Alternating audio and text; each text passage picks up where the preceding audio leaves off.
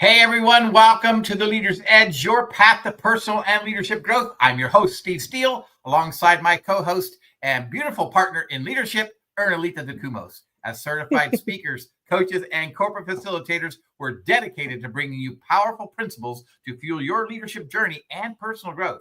Now, whether you're an entrepreneur just starting out, or a new leader taking the reins, or possibly a seasoned pro looking to refine your skills, well, this show's for you. We'll be diving deep into personal growth strategies to help you strengthen your mindset and leadership abilities. But before we jump in, a huge shout out goes to all of our amazing listeners. Thank you for joining us each and every week. We couldn't be here without your incredible support. Now let's get down to business and help you unlock your full potential. Hey, Erlita partner, how are you doing today? Good morning, everyone. This is your co-host, Ernie of the Kumas, and I'm doing great, partner. I got a beautiful compliment. Normally, when our listeners hear this, it's just the voice. Now they can also see our beautiful faces. So I love that. That's right. That's pretty How cool. are you doing? Yes. How are you doing today, partner? I'm doing good, Erlita. I just want to take a moment and just take a minute and say, 9/11 happened in 2001, obviously, and I just wanted to put out a shout out to all the people that are first responders and the amazing work that they have done. And so, because that's a really important thing to our country. So 9/11 is certainly here. So, let's be thankful for all of our first responders that come and help us in time of need. And also prayers to the families who were affected by 9/11. Absolutely. So, partner, how are you? Everything going good? We got a great guest today. I'm excited about this individual. I'm not going to spill the beans. I'm going to let you spill the beans. Partner, tell us all about our guest. I love that I get to spill the beans, but I think today we're going to spill the nuts if that yes, that connects with our theme today. Yes.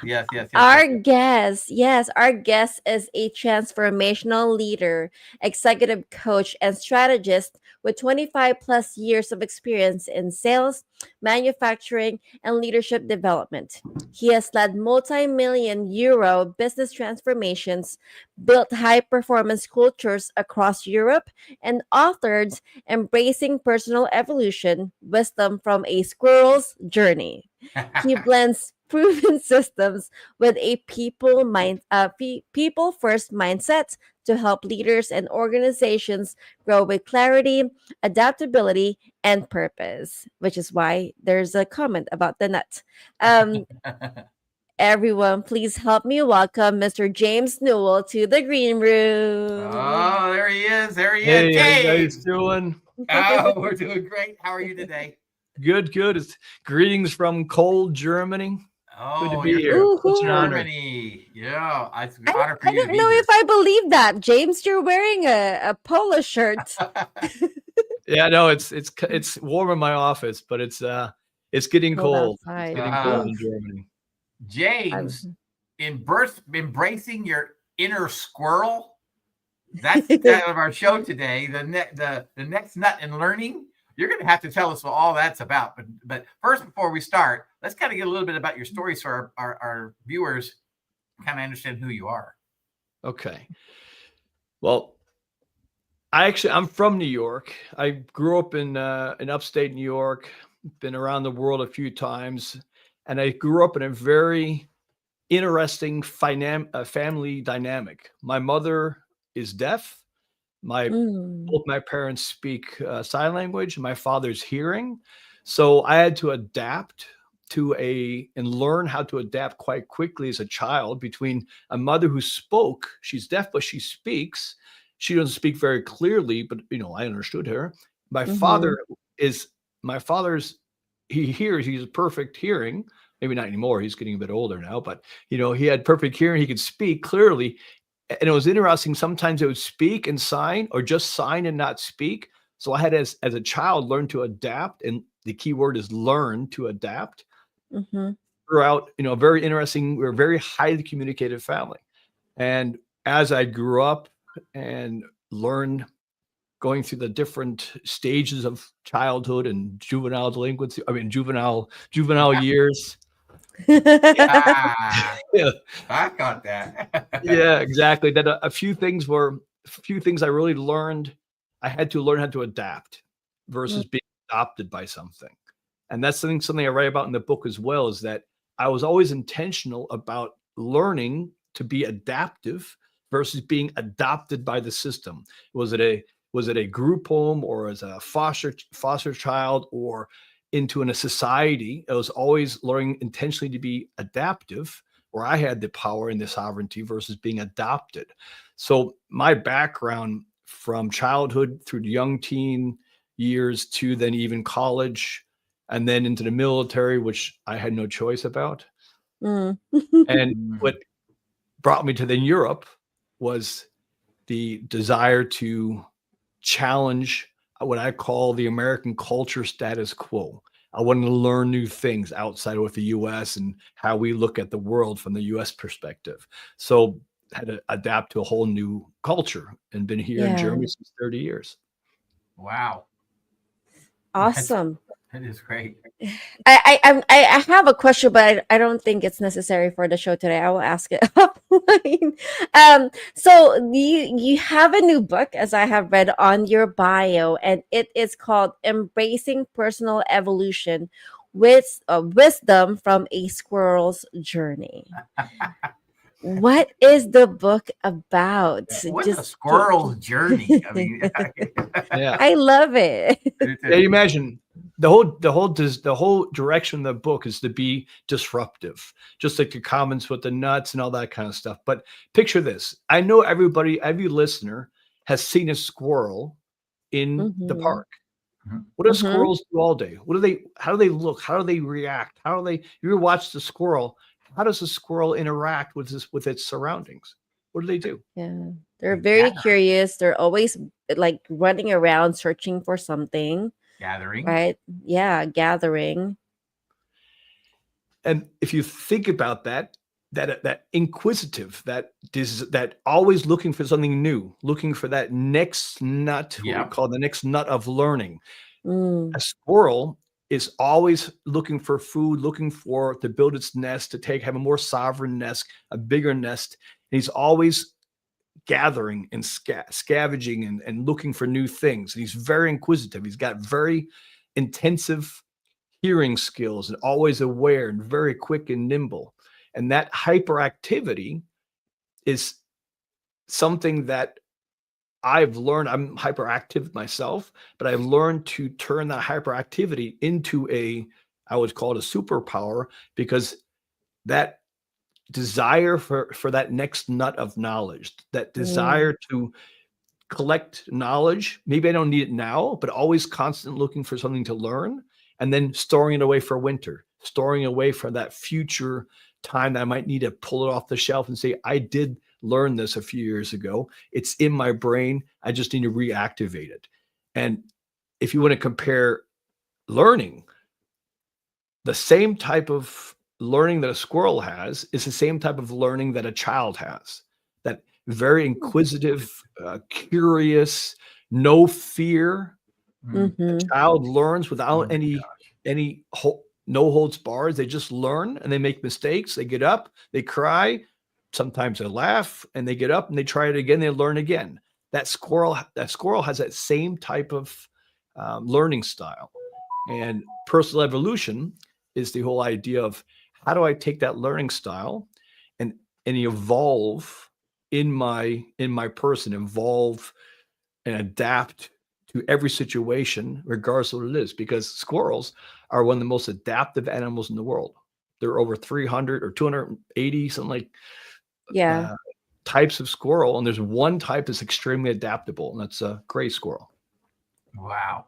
gray squirrel. Yeah. Have I seen this conversation actually reminds me of Ice Age.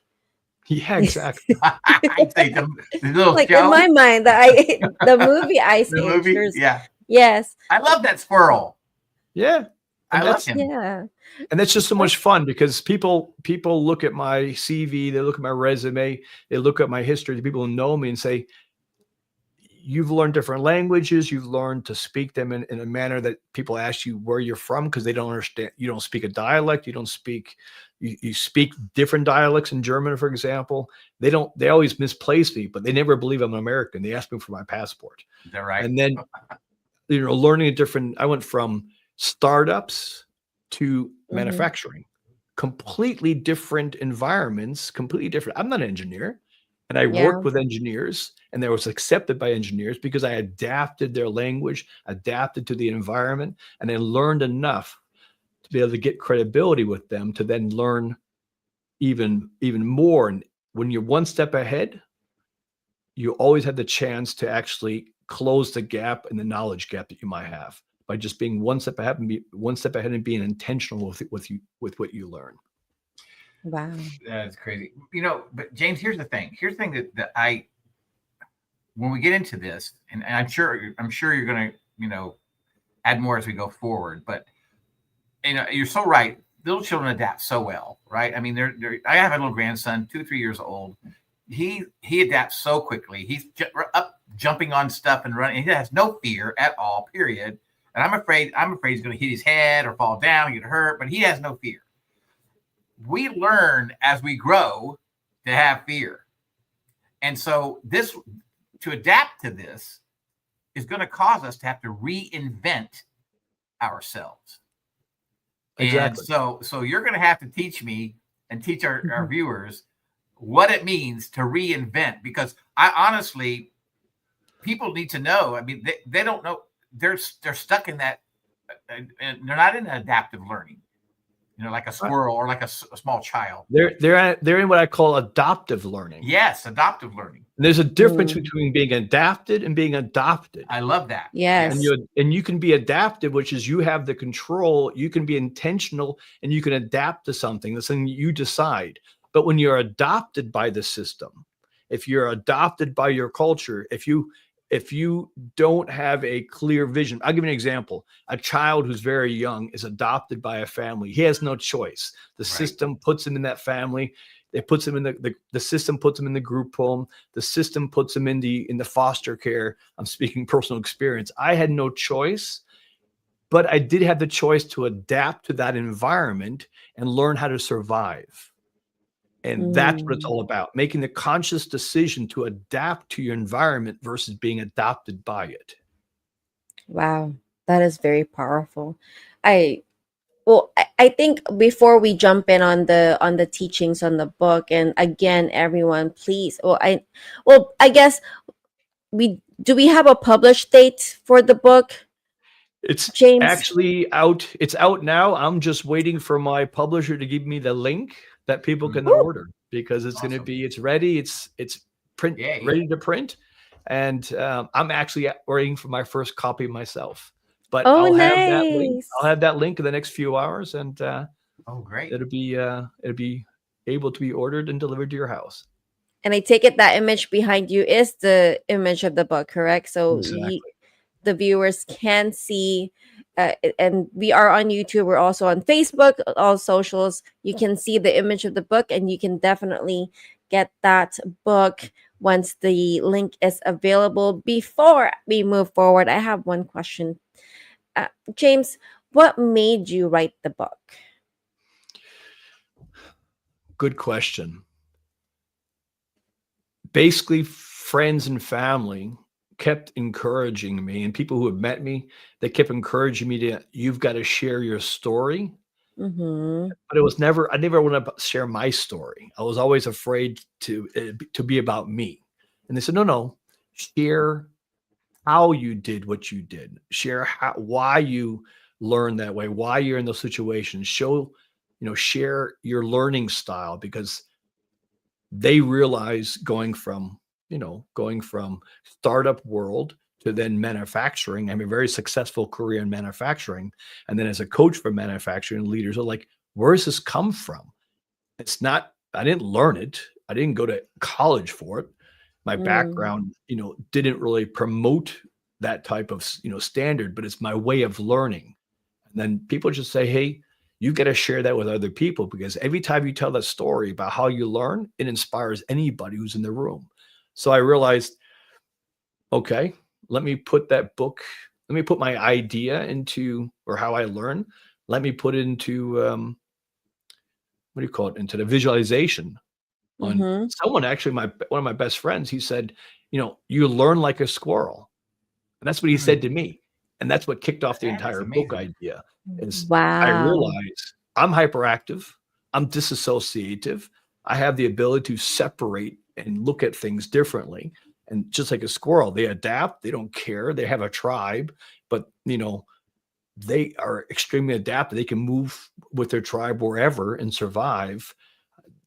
They they have the ability to adapt in any environment, and they're one of the smallest rodents. I mean, all the other rodents, they hide all day long, but a squirrel's Yeah. out all day long. Oh So, yeah. Oh yeah. and my other why, or my main why, is basically is I realized young people, or I would say younger than me, they, I've realized that when I help them connect with their inner child, with the inner learning style that they still have, it's still there. It's just been disconnected because of the world. We get used to go to college education, and then we forget how to learn. We forget that early childhood style of learning, where you learn to learn, and then you go into school systems and you don't learn to learn. You learn content. And I never did that. I always learned to learn, and never did the face cards. What do you call face cards? Little, Flashcards. flashcards. Yeah. I didn't do all those systems, but I still learned all the languages. I still learned Greek and Hebrew and everything else, and Latin and German and Fala Portuguese, a little bit of Portuguese, just because of the fact that I learned differently and tried different things without being in the main status quo, I think I call it. Yeah. Sometimes I throw German words in there, so please forgive me. So basically, James, this theme core squirreling, and I love that. I actually do.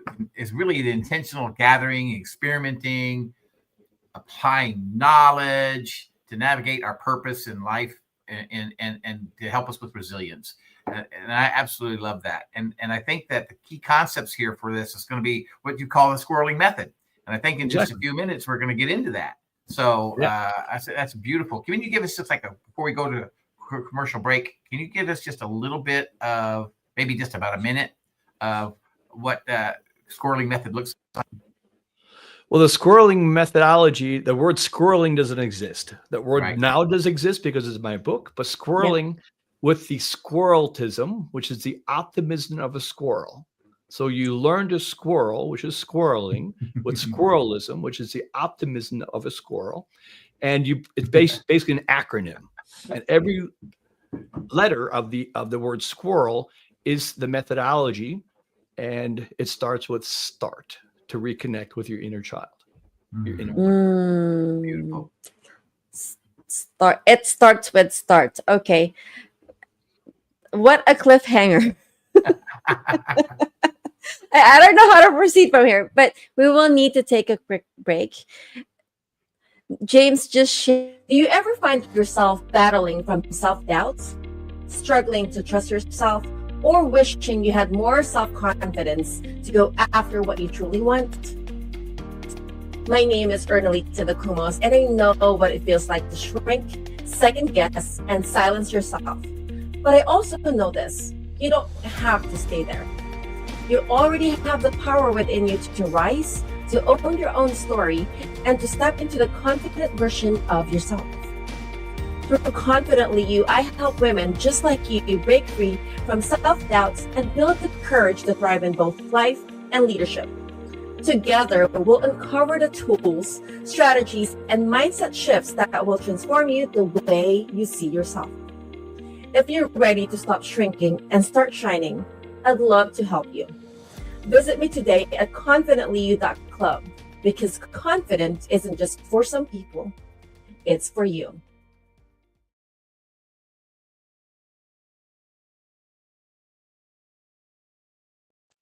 And we're back. Yeah. We are back for sure. That was a quick segment, and James left us with the cliffhanger. You start with start. Yeah. So Now, if you imagine all societies, we are communal. Humans are communal. Is that the right word? Communal beings. We love structures. We Mm-hmm. need structures. We love new things, but hate change or strongly dislike change. But if we had a structured environment to where we are intentional in learning, there'd be an ability to actually learn without the pain of change. And learning how to learn, once you realize your own methodology of learning, how to actually learn, how you learn, things change. And the methodology that I use, the word squirrel, will kind of give you like a guide to find your own learning style. So start. Now, because the word S, the first word, first letter in squirrel, start. Now, the journey of transformation begins the moment you stop running from yourself and start listening inward. So you start by being intentional with wanting to have transformation, your own transformation, where you stop running from yourself and then go inward and listen to yourself and listen to what you need, what your values, what you're looking to become. James, what does that look like? What does that look like to a person, though? When you say looking inside themselves, or what does that look running like? from yourself? Stop running from yourself too. Mm-hmm. Yeah, often. Well, put it this way: shame. If anybody, shame has. When you run from yourself, you're running from your shame. The number one human desire is to protect themselves from shame. We'll do anything to protect ourselves from shame. You can't control shame. You can't control the effect. When you're shamed, you turn red. You can't tell yourself, I'll only be half red. Mm-hmm. It's either ashamed or not ashamed. So when you run from yourself, you're running from something. You're running from shame. You're running away from something that is shameful.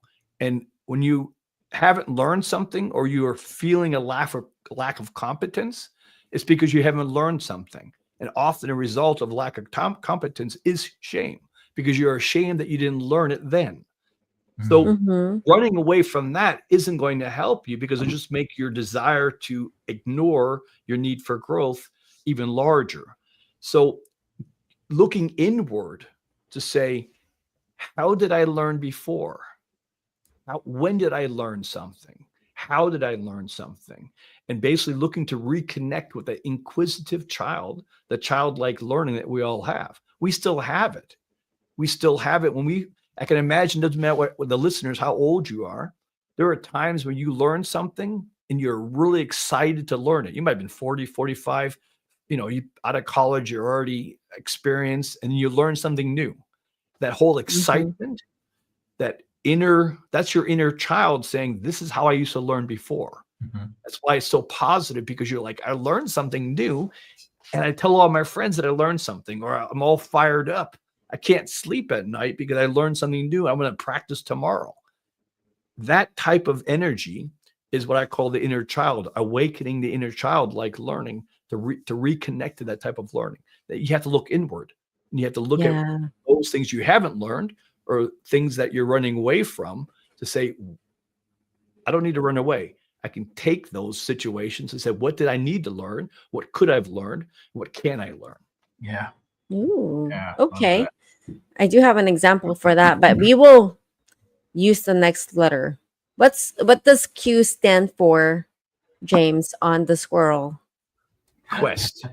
So once you've reconnected to the inner child and reconnected, you're making the intentional step to reconnect with inner child, the inner learning style. You have to go on a quest to learn. You have to go on a quest to learn something. And when we talk about leadership,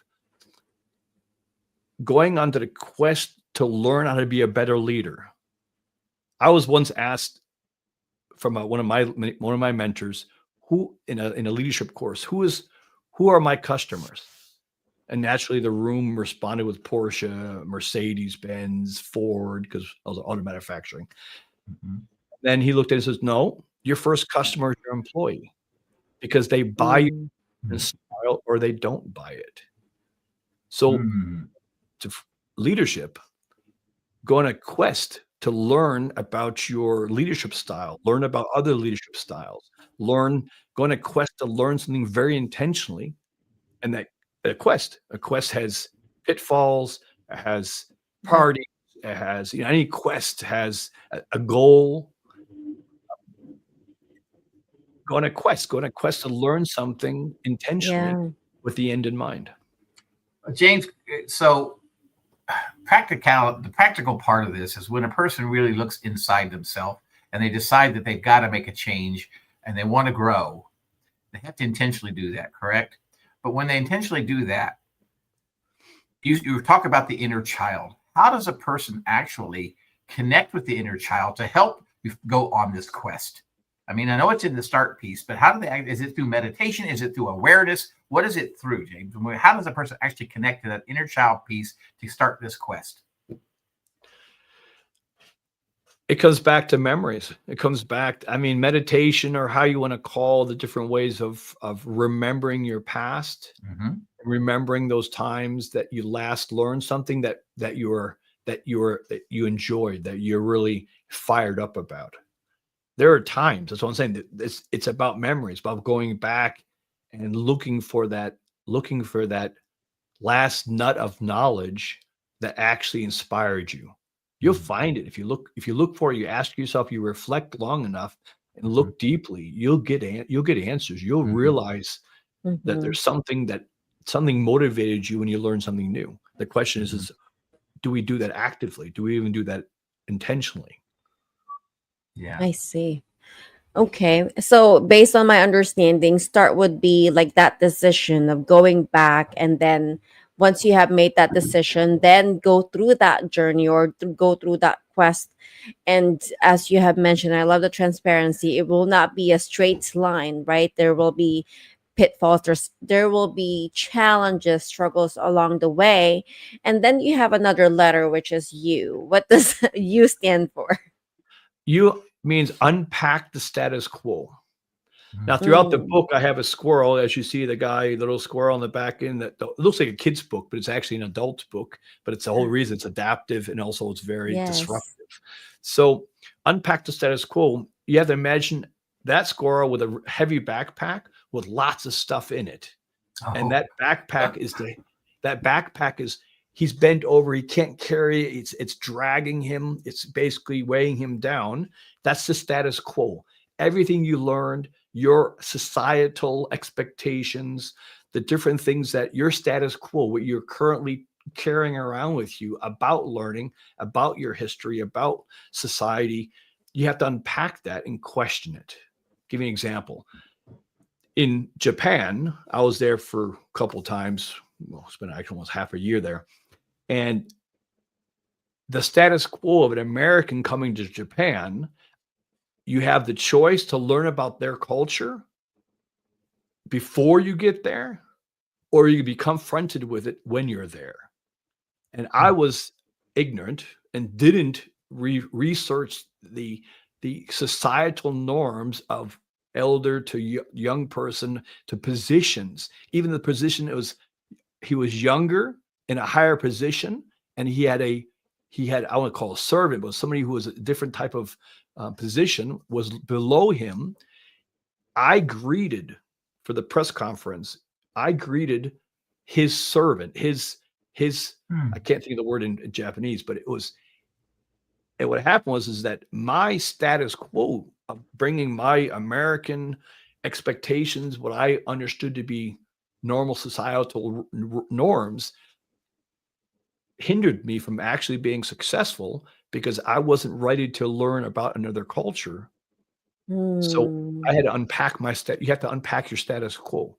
Question what you have that might be holding you down from learning something new. James, could that be things like anxiety, stress, just different parts of you that are facing, where you're at in your life at that moment? Yeah, that's your status. Those are the things that are in your backpack. What's causing anxiety? What's causing the stress? You'll find that there are often things that are related to business, relationships. Yeah. Unpack that, put it aside. You'll still put it back in your backpack at some stage, but put it aside and then realize what do I want to repack my backpack with? Hmm. Can I put that aside and learn something?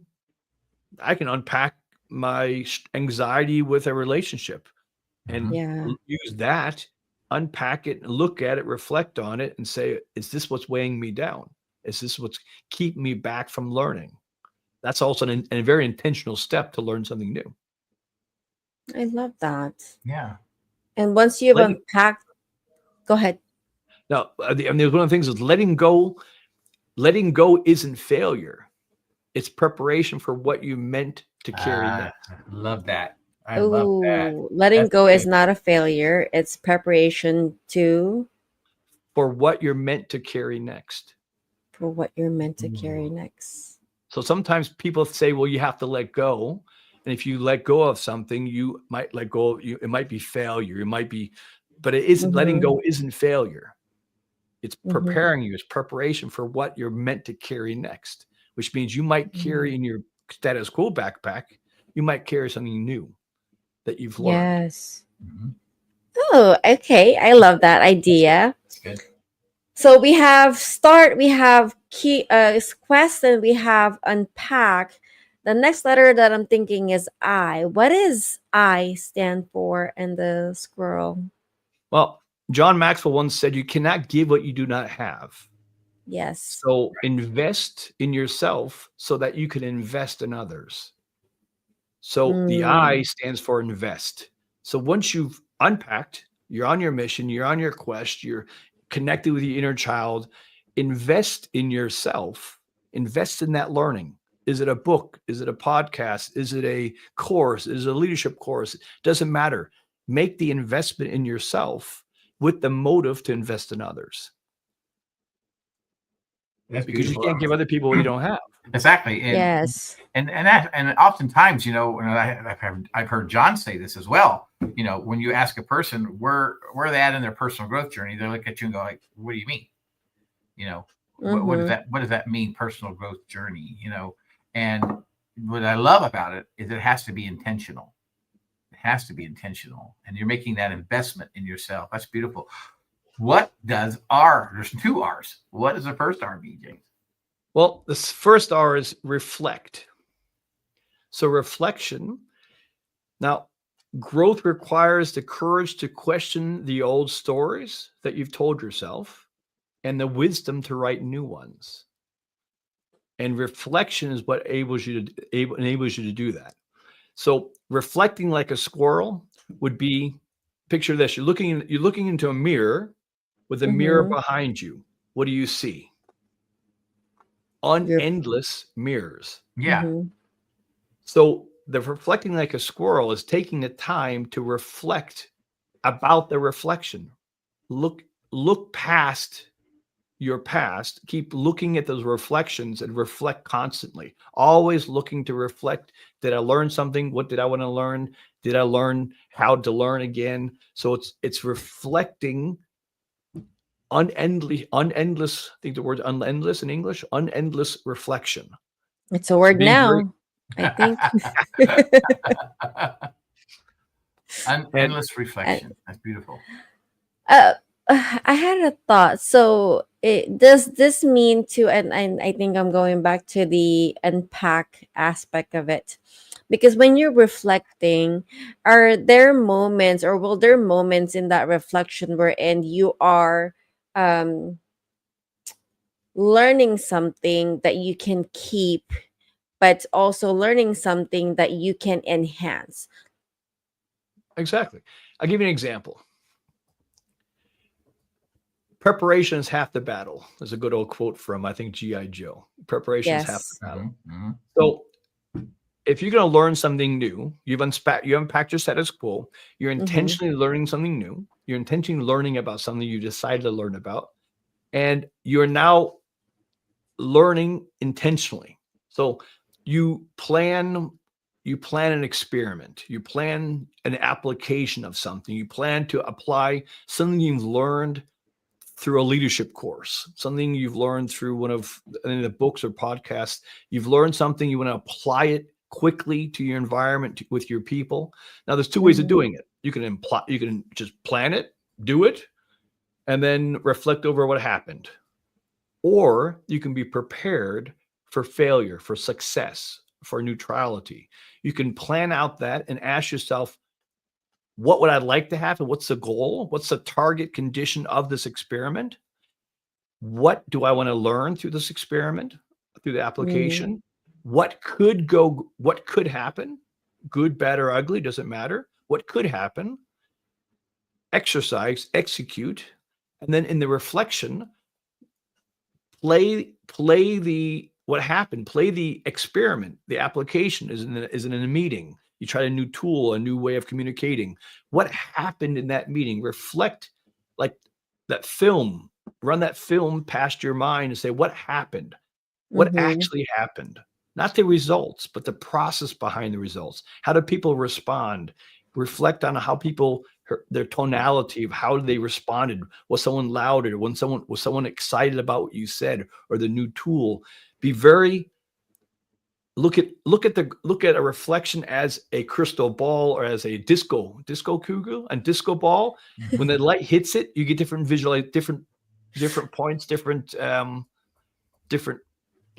areas of the ball. Yes, it has different colors, has different perspectives. Yeah. So when you reflect on the different perspectives of what happened, you get a much bigger data. You have a whole different level of reflection when you look at different points of view.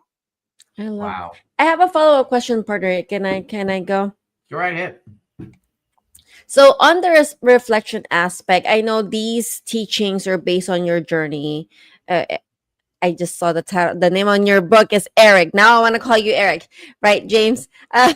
So I would love to. I'm sure someone's asking this.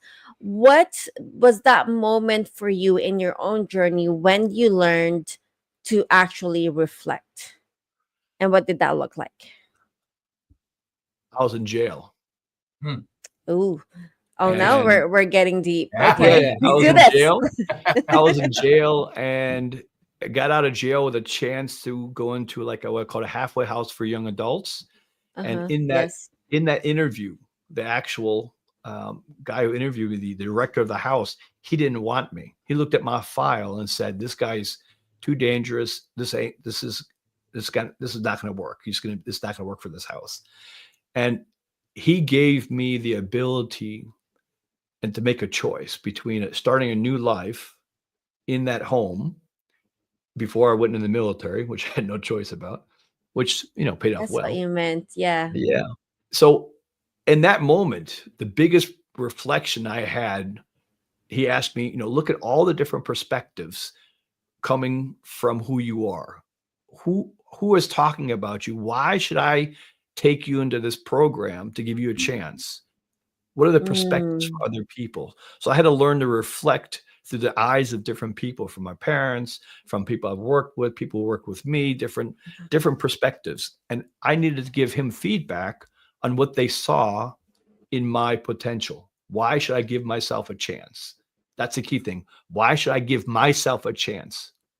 That's what we wanted to hear. So I had to learn to reflect differently. And that's probably the first time where I really dug deep and realized I got to learn to reflect and look at things from different perspectives, not just my own. That is so beautiful.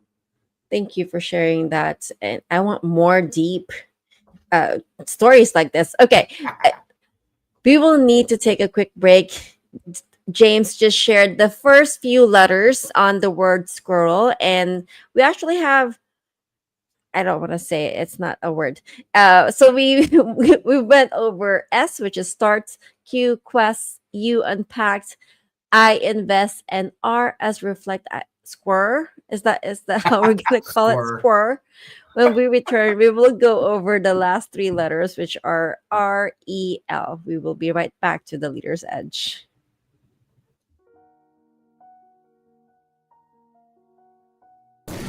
Tired of negative content that brings you and your algorithm down, ruining your day? Don't be that guy. Level up your screen time. Welcome to 216 Creator Studios. We are fun, funny, informational, educational, entertaining, motivating, and we are here for your listening and viewing pleasure. Make sure you check out The Grounds. Every Friday morning, we live stream at 7:30 a.m. Central Standard Time. Kent, Drew, Scott, Steve, and Kelsey will make you laugh, cry, and learn something new. Or how about Let's Talk Local, a community podcast spotlighting local businesses and events and the stories of how and why they do what they do. Or how about Around the Piano, where Tim Paul and Drew Cappuccino interview new, talented musicians as well as some of the great titans of the music industry. And if none of that strikes your fancy, how about one of my personal favorites, The Stories of the Paranow. Watch as Seabass, and myself research, react, and judge some of the craziest paranormal articles and videos that we can find on the net. And if none of those strike your fancy, we have so many other shows to watch, and we're bringing new ones in all the time. So go to YouTube, 216 Creator Studios, hit that live tab, hit that like button, that share button, that comment button, that subscribe button, ring that bell so that you never miss an episode. Our shows are broadcast on youtube.com/@216thenet/streams. Find us, follow us, and get inspired today. 216 Creator Studios, content that moves you forward.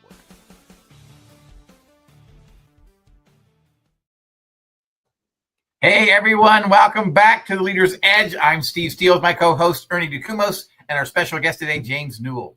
And we went over all of the squirrels. Is that right? See, I just made a word.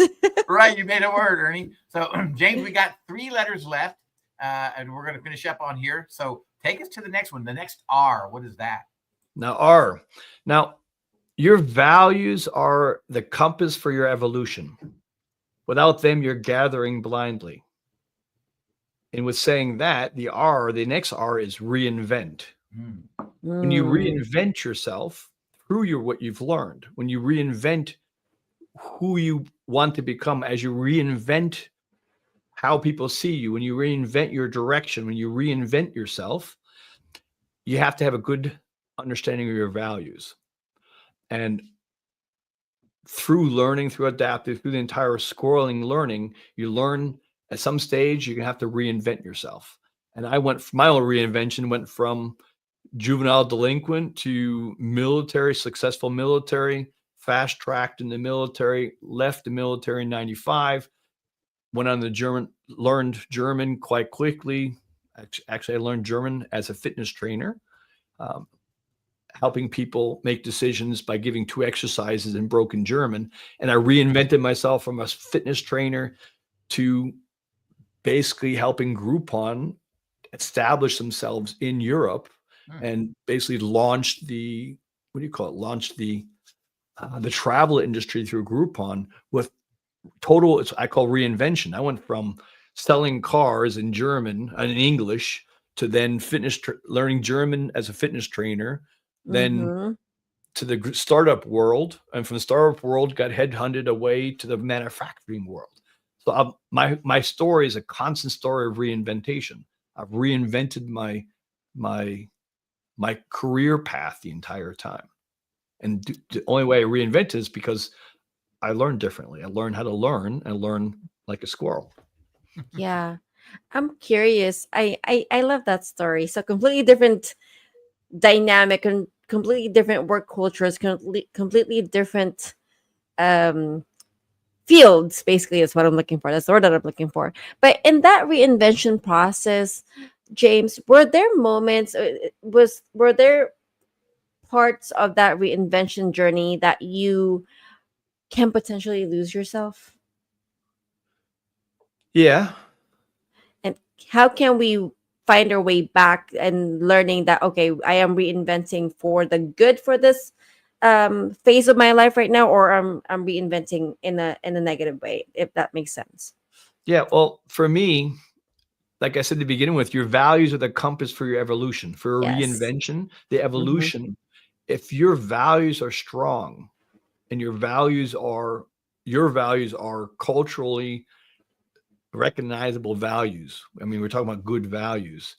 What we would say around the world are good. I think, the golden rule isn't just about every faith around the world the golden rule you'll find in almost every religion. You'll find the golden rule in every society. You'll find the golden rule. So if your values are sound, you probably won't have that much of a challenge of losing yourself. Once I lost myself and lost a path because I lost view of my values. I started valuing success over giving back. I was going up, getting headhunted from one position to the next and getting headhunted with sometimes 2/3 more pay. So I was towards success, making really good money, but I wasn't following my values, my passion. And I ended up in C-suite and realized I can't do what I'm actually called to do, which is to empower people and to make myself obsolete. Mm-hmm. I have a standard. I try to always develop somebody to replace me. And if you're in C-suite, you're there. Not most people in C-suite don't want to be replaced. They want to stay there. Mm-hmm. So I realized that the money, and I couldn't empower anybody because I was too busy managing and leading. It was just too difficult. So I had to step back down. Yeah, the people are often are living in the same lifetime every day, and they're on a wheel, right? They're kind of on a wheel, and they they just keep running and running and running and running and running. So you have to have that reinvention in their life to make a difference. Just flip the switch and go to a different direction, and the intentionality to do it. So, James, what does now the E mean? Now, engage and empower. Knowledge becomes wisdom only when it's lived, not just learned. So it's about actually implementing and experimenting and testing what you've learned. When I bring people through content with the John Maxwell content as a certified trainer, I get them to learn a little bit, do a little bit. What I mean by, and then I have a third part called share a little bit. So it's because of multiplication. So I say, let's learn something small. Let's do a go gemba. We call in Japanese gemba kubucha, which is, I can't even pronounce it right. It means go get your boots on and go to the where the value is being created, which isn't behind your desk as a leader. It's out where the values where the employees are, who's actually making your paycheck work. Get there, show respect, learn about your employees, and then walk the line and look together for optimization. That's a go gemba. So it's about, I coached and helped and mentored leaders just learn a little bit, just do a little bit, which is a go gemba, and then share a little bit, which means share what you learned by a little experiment of the go gemba, share it with your colleagues. And it's amazing what happens with the culture within 2 weeks. It's amazing. Wow. One little thing, one little change of standardization of a daily go gemba with your colleagues turns productivity up unbelievably. But it's you have to be intentional. You have to live what you're learning, not just internalize it.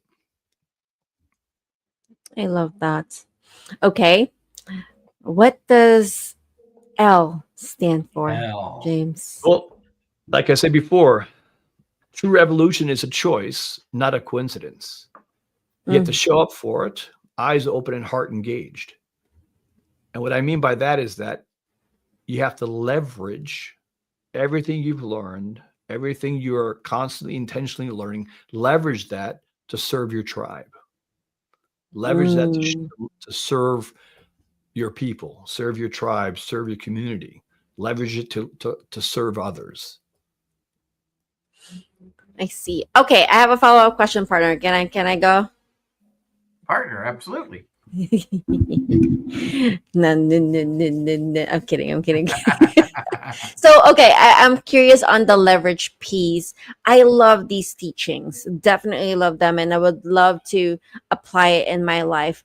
But what moment was it in your journey, James, wherein you realized that I can leverage on this, or I should leverage this? Do you mind sharing us a story? Yeah. I learned lean manufacturing, lean from Toyota, TPS, Toyota Production System, or that we call lean or Six Sigma. Probably some listeners know about Six Sigma or Lean Six Sigma. I learned lean because I had to. I was in the manufacturing and needed to learn lean quickly. And then I learned project management and the different types of project management. So I took lean, my studies in lean and how I learned lean and project management, put them together into lean project management and developed what I call a CIP. In German, it's KVP, and CIP is continuous improvement team inside of one of my companies.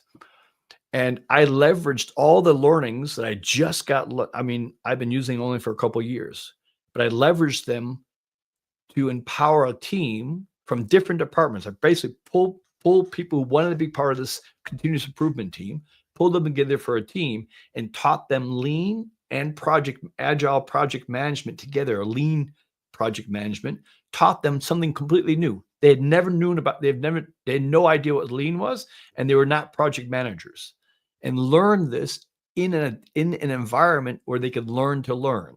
So they created their own styles of learning, their own stand-ups. We manipulated the standards of lean and project management to be successful and extremely productive.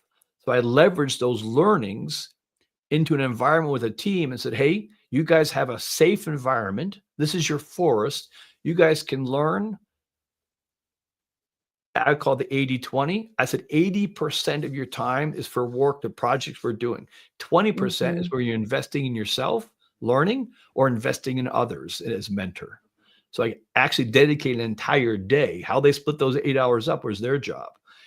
And I intentionally applied and leveraged all these learnings, everything I got from John Maxwell, everyone, all the different authors and mentors I've had the last few years, leveraged all that to build this team. This team, I left after 8 months. They ran themselves without a leader because they were learning how to lead themselves. They learned through the environment how to lead themselves, because you can't lead other people unless you can lead yourself. And they learned how to lead themselves. And I got headhunted, and I was working somewhere else, and they'd still send me reports. And till today, half of that team is still together. The other half had been headhunted to other leadership positions. Wow. James, just real quick, give me the basic mind shift that we have to have here. Tell me the basic mind shift, because that's what people are looking for. What's the mind shift? What do we have to do? That mind shift is all about that having a desire to learn. Just making the decision without any fear of failure. What can I learn? Doesn't mean big. It doesn't mean anything big. Just the mind shift starts with action, because you can theorize your mind and put yourself to sleep and tell yourself you're a good person with all those little funny sound back from radio you can listen to when you sleep. I can't think of what it's called. But action is what actually gives you motivation. Yes. Action what putting what you've learned or through failure, that gives you motivation. It gives you what's the word for it? Your motivation and self-security, what do you fulfillment? call it? Is it fulfillment? Yeah, the fulfillment. word Fulfillment, or you become secure and assured by actions, not by theorizing. So learn to learn, and just learn something small. Make the mindset say, I'm going to learn something. Doesn't matter if I fail. I'm going to learn through failure as well. Right. Yeah. We overcomplicate it. If you just put your mind out to learn something new, without the fear of failure, with that whole shame thing, things will change, because your brain gets addictive. Of learning. That I learned something new. That's addictive. Yep. My verbiage is ooh. Anyway, Thank you so much for such an amazing content, James. I'm sure our viewers are curious. What are you currently working on, and how can they reach out to you? And especially, how can they get the book? Yeah. Basically, in the show notes or how you guys communicate those, I'll have the link available. They can reach me through LinkedIn. That's best through LinkedIn. And what I'm working on now, I'm working to restructure and help John Maxwell with Poland as we Wonderful. work in the Polish team. And I'm also developing the German-speaking platform for Maxwell Leadership in Germany and get to serve in the greater mission and a greater vision. I'm also working on my next book. Awesome. Beautiful, Nice. beautiful, beautiful. So, Ernalita, next week on the show, we're going to welcome Ryan Batchelor. He's a military officer, a mentor, a Maxwell leadership coach, and founder of Crux Leaders. Get ready for powerful insights on growth, resilience, and leading with impact.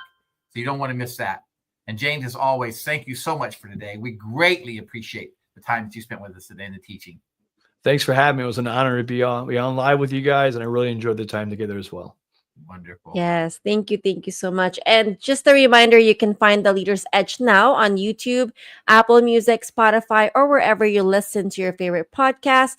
If you find value in these conversations, please subscribe or follow to stay connected. We wanted to say thank you to all of our listeners and friends, because without you, The Leader's Edge would not be possible. We are grateful to have you here and excited to connect with you next time.